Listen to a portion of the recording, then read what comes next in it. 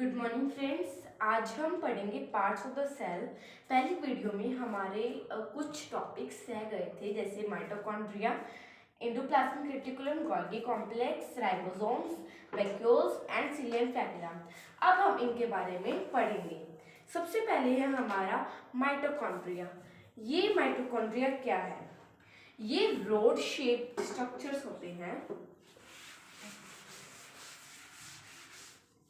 Mitochondria, these are rod shaped structures or spherical structures. We can write anything. और ये क्या काम करते हैं? They are responsible in cellular respiration and for generating energy, और energy को भी जनरेट करते हैं and for generating energy.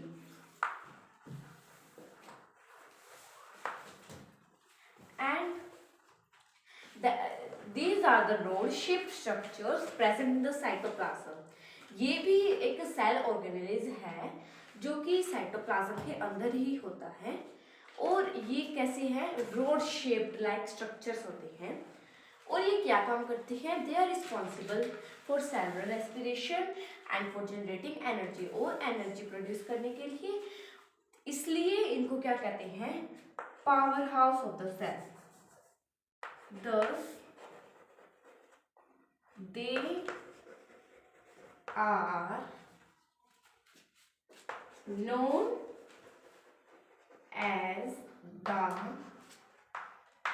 powerhouse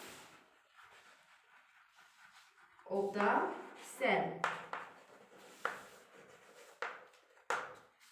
power house of the cell मतलब कि एनर्जी देने वाला ये, और इसको कहते हैं powerhouse of the cell.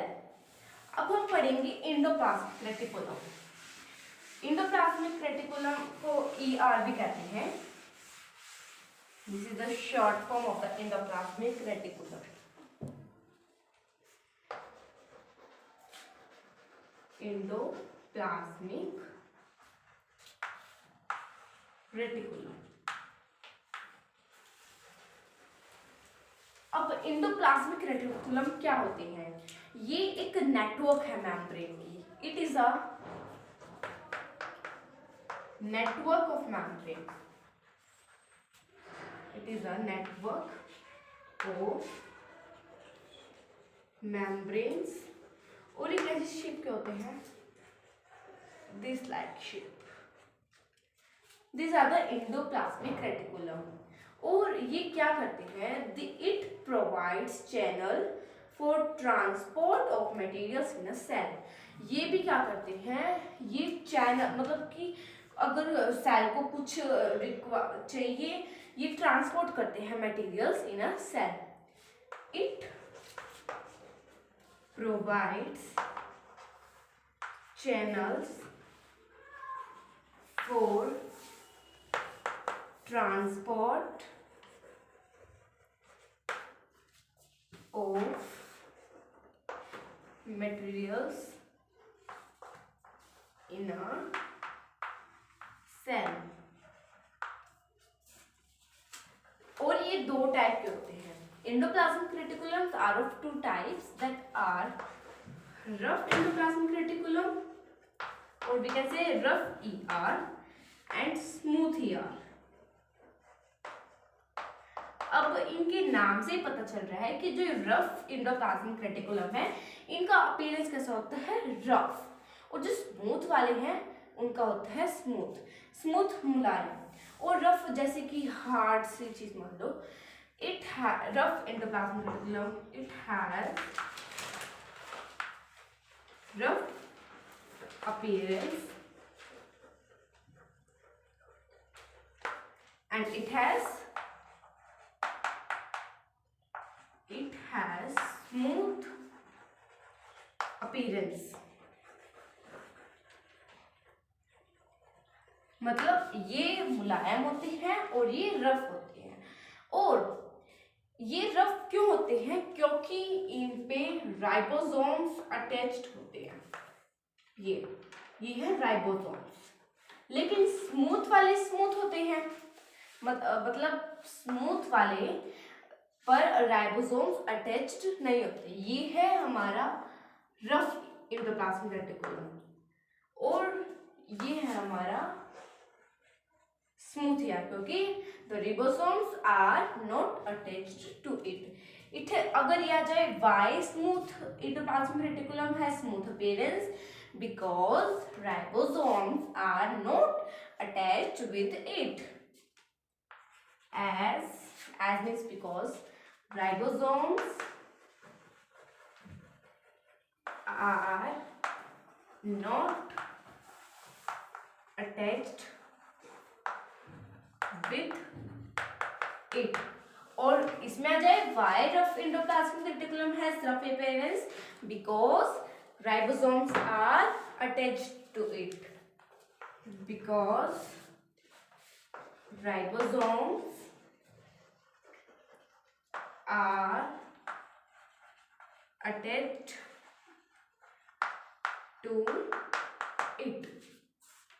अब रफ एंडोप्लाज्मिक रेटिकुलम का क्या काम होता है? It helps in protein synthesis, मतलब कि प्रोटीन सिंथेसिस में ये काम आता है। प्रोटीन्स और रफ ईआर और स्मूथ ईआर दोनों प्लांट्स एंड एनिमल सेल में होते हैं, क्योंकि प्लांट सेल को भी प्रोटीन की जरूरत है और फैट्स की भी, और एनिमल सेल को भी प्रोटीन्स की भी और फैट्स की भी। सो क्या लिखेंगे इसमें हम? It is responsible for protein synthesis.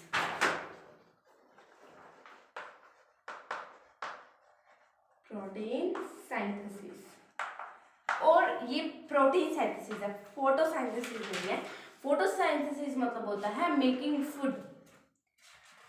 Smooth, it is responsible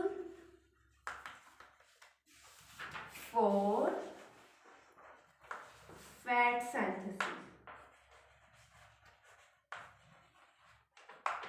अगर इसमें क्वेश्चन आ जाए right the functions of rough endoplasmic reticulum and smooth endoplasmic reticulum, then we have to write rough endoplasmic reticulum is responsible for protein synthesis and smooth endoplasmic reticulum is responsible for fat synthesis। अब हम पढ़ेंगे Golgi complex.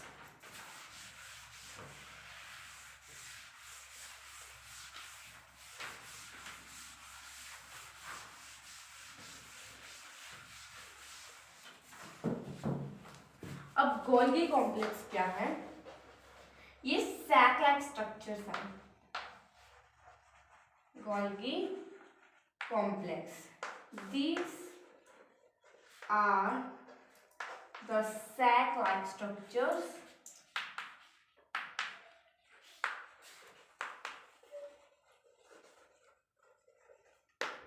और अब ये क्या काम आते हैं? They help in protein. तो गोल्गी कॉम्प्लेक्स क्या काम आते हैं? These help in processing, these help in processing and packaging of materials produced by the cell। ये sac like structures होते हैं, एक दूसरे के ऊपर ही होते हैं ये। these are the sac like structures stacked above one above the other। ये क्या काम करते हैं? They help in processing and packaging. Packaging का मतलब पैक करना, of materials produced by the cell, cell के द्वारा मटेरियल्स प्रोड्यूस किए जाने पे वो पैक करते हैं उन्हें, क्या कौन करते हैं, गोल्गी कॉम्प्लेक्स। अब हमें पढ़ना है वैक्यूल। वैक्यूल क्या होता है?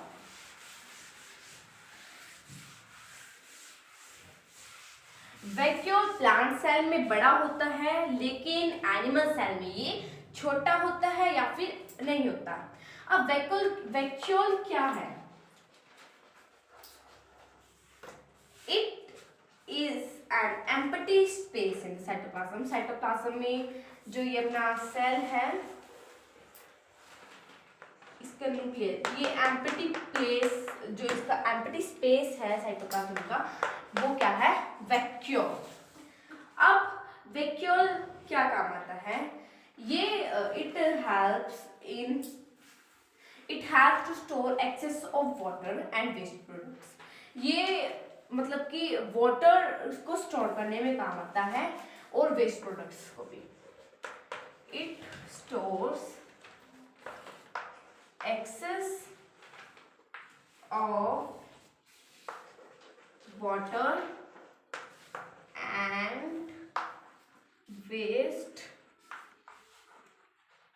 products। Vacuole क्या है? It is an empty space in the cytoplasm and its function is it stores excess of water and waste products। अब है राइबोसोम्स। राइबोसोम्स किसके साथ होते हैं? रफ एंडोप्लाज्मिक रेटिकुलम के साथ, रफ एंडोप्लाज्मिक रेटिकुलम के साथ अटैच्ड होते हैं। और जैसे ये एंडोप्लाज्मिक रेटिकुलम है, स्मूथ एंडोप्लाज्मिक रेटिकुलम है, अगर इन पे राइबोसोम्स नहीं होंगे तो इसके पास क्या होगा, स्मूथ अपीयरेंस। एंड ये क्या काम करते हैं, it is responsible for synthesis of fats. लेकिन जो ये अब इन पर ये क्या है, रफ एंडोप्लाज्मिक रेटिकुलम, ये क्या काम करते हैं, प्रोटीन सिंथेसिस के लिए। This help in protein synthesis. अगर अब जब इन पे राइबोसोम्स ही नहीं होंगे तो फिर ये फैट सिंथेसिस के लिए काम करेंगे। अब इन पे राइबोसोम्स हैं तो ये किसके लिए काम कर रहे हैं, क्या किसके लिए रिस्पॉन्सिबल है, फॉर प्रोटीन सिंथेसिस। अब इनसे हमें क्या मालूम होता है कि राइबोसोम्स क्या काम करते हैं, it is responsible for protein synthesis. और ये क्या होते हैं, ये टाइनी ग्रेनुल्स होते हैं जो कि एंडोप्लाज्मिक रेटिकुलम में प्रेजेंट होते हैं। साइटोप्लाज्म में भी होते हैं ये, लेकिन रफ ईआर में भी प्रेजेंट होते हैं। तो इसमें सिर्फ ऐसे लिखेंगे, these are the tiny granules present in the cytoplasm. ये सभी जो हम अभी पढ़ रहे हैं वो सभी साइटोप्लाज्म के अंदर ही होता है। ये छोटे छोटे पार्ट्स, इस मतलब कि सेल इतना छोटा सा होता है और उसके अंदर साइटोप्लाज्म भी होता है, और साइटोप्लाज्म के अंदर इतनी सारी चीजें भी होती हैं, स्ट्रक्चर्स होते हैं प्रेजेंट इन द साइटोप्लाज्म।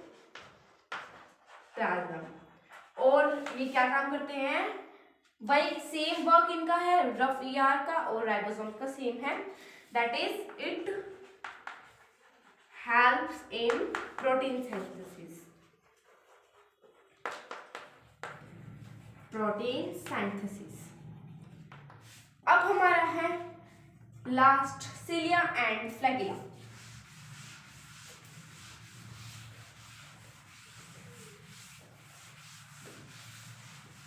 अब सिलिया एंड फ्लैगिला ये क्या होते हैं? Last is cilia and flagella. जो सिलिया होते हैं वो बहुत सारे होते हैं और फ्लैगिला होता है सिर्फ सिंगल, जो कि इगुलेना में प्रेजेंट होता है। इगुलेना में flagella is present in euglena and cilia is present in paramecium. ये इगुलेना एंड पैरामोशियम ये दोनों क्या है, यूनिसेलुलर ऑर्गेनिज्म। और ये दोनों का सेम ही काम होता है, लेकिन एक डिफरेंस क्या है इनमें, ये न्यूमरस होते मतलब बहुत ज़्यादा होते हैं और फ्लैगिला सिंगल होता है। और सिमिलरिटी मतलब कि सेम चीज़ क्या है इनमें, दे help in locomotion and collection of food. Similarity,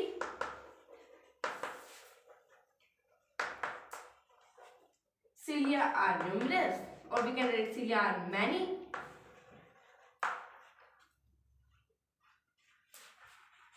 And flagella, flagella is single. और ये दोनों किसमें प्रेजेंट होते हैं, यूनिसेलुलर ऑर्गेनिज्म में। सीलिया किसमें प्रेजेंट होता है, पैरामोशियम में, और फ्लैगिला इगुलिना। और euglena is an organism that show both autotrophic and heterotrophic nutrition. अब डिसिमिलरिटी क्या है इसमें, मतलब सॉरी इसमें ये है डिसिमिलरिटी, मतलब कि इनमें अलग अलग बातें, और ये है सिमिलरिटी।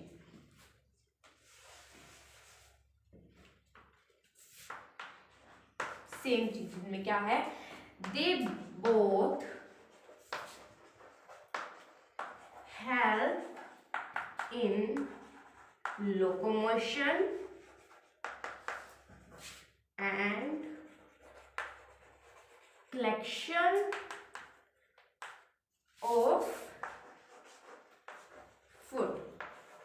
अब आज इस वीडियो में हमने 6 सेल ऑर्गेनेल्स पढ़े हैं, mitochondria, endoplasmic reticulum, Golgi complex, vacuole, ribosomes and cilia and flagella. Thank you. और अगली वीडियो में हम पढ़ेंगे levels of organisation in an organism.